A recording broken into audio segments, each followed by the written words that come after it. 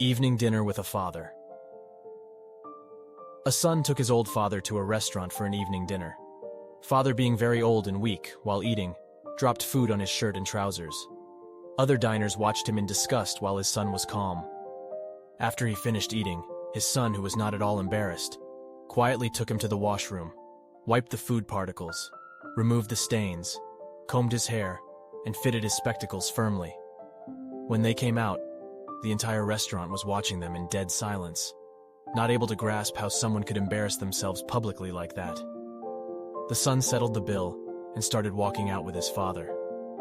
At that time, an old man amongst the diners called out to the son and asked him, "Don't you think you have left something behind?" The son replied, "No, sir, I haven't." The old man retorted, "Yes, you have.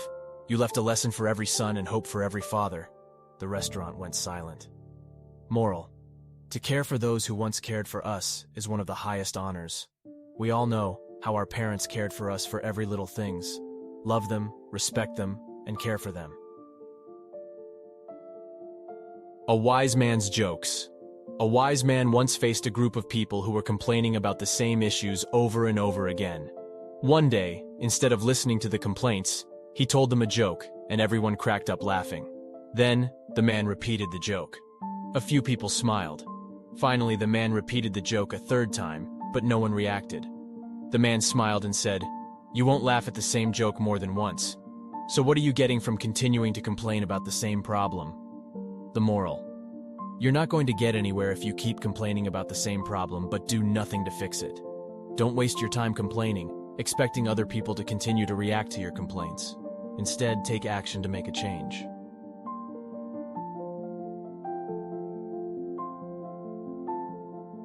Boy's weakness. A 10-year-old boy decided to study judo despite the fact that he had lost his left arm in a devastating car accident. The boy began lessons with an old Japanese judo master.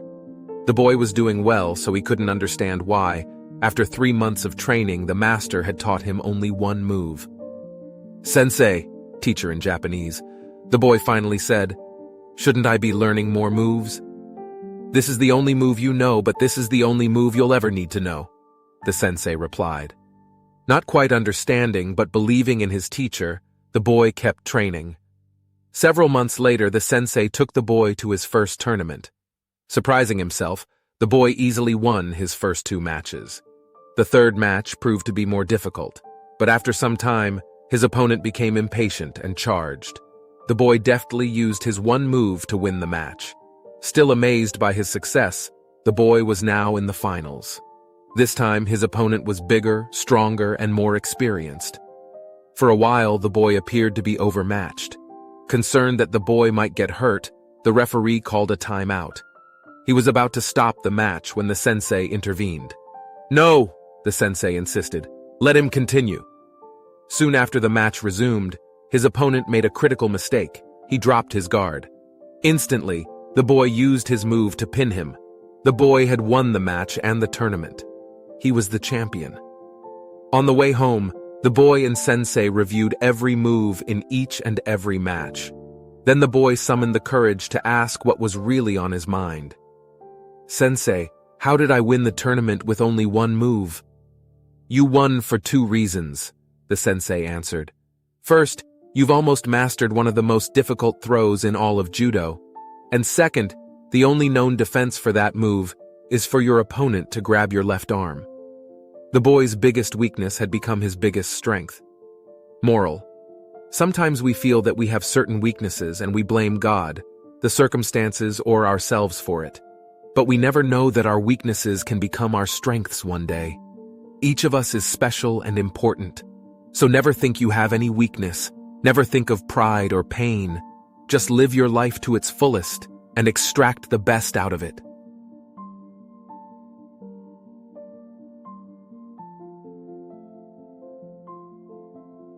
Control your temper. Anger. There once was a little boy who had a very bad temper. His father decided to hand him a bag of nails and said that every time the boy lost his temper, he had to hammer a nail into the fence. On the first day, the boy hammered 37 nails into that fence. The boy gradually began to control his temper over the next few weeks, and the number of nails he was hammering into the fence slowly decreased. He discovered it was easier to control his temper than to hammer those nails into the fence. Finally, the day came when the boy didn't lose his temper at all. He told his father the news, and the father suggested that the boy should now pull out a nail every day he kept his temper under control. The days passed and the young boy was finally able to tell his father that all the nails were gone.